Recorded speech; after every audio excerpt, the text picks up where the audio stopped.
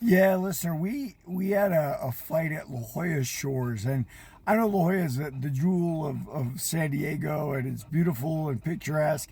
But inland from La Jolla is Mira Mesa, right? Like, which is more of a, there's a lot of Filipinos there, and there's sort of an ethnic ghetto there. A lot of fight gyms used to be there. Black Tiger was there, and a couple of others opened up after I left. And we were kids. We were in high school, and we got surrounded and jumped by a bunch of kids from Mira Mesa.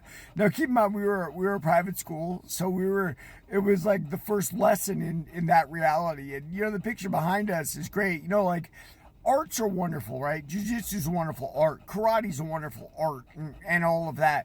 The reality of the way life plays out is not artistic. We admire guys who we think can make chaos into our art, right? Like, we think of Bruce Lee beating up 27 guys with just his beautiful technique and his movement and everything else. Do things actually pan out that way? No, they don't. Street fighting is very random. Very, very chaotic.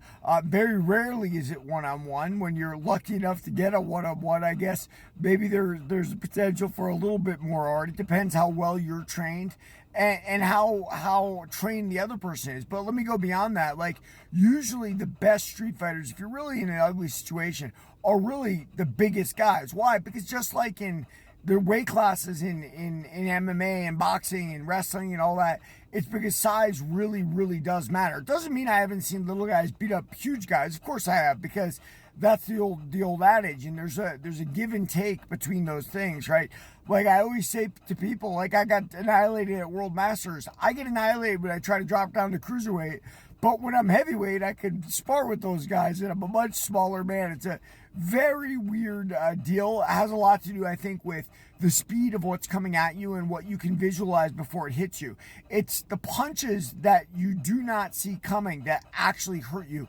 And when I say see coming, I mean, like, if you can catch it a millisecond before it gets there, your body unconsciously braces for it, and you're usually okay, depending, of course, on how hard a punch it is.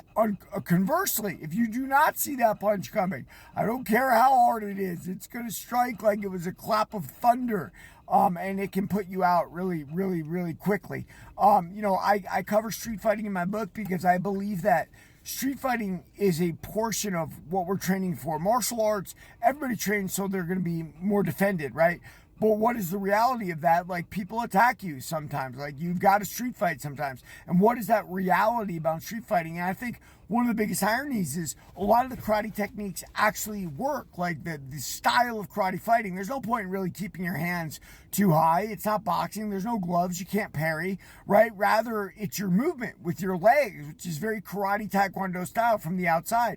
I've always said that their biggest problem is they use techniques that are useless, right? Like, high kicks aren't really useful in a street fight, or they shouldn't be. Even low kicks aren't that useful. I'll be totally honest with you. Like, that stuff, the range of street fights is very different, right? It's generally your punches, which you're most dexterous with, so you can land them. And it's not many before a guy goes down. And when a guy goes down, it's soccer kicks all day. And that's kind of how street fighting goes, or there's some ground and pound, sometimes, very rarely, because you don't want to be on top of somebody even on the ground in a street fight. It doesn't usually end well. It turns into like kind of a scrum, and if his friends are there, they're attacking you from behind too. But yeah, Mira Mesa, listener, one of the first times me and my friends got jumped, and we learned a little bit about the street life.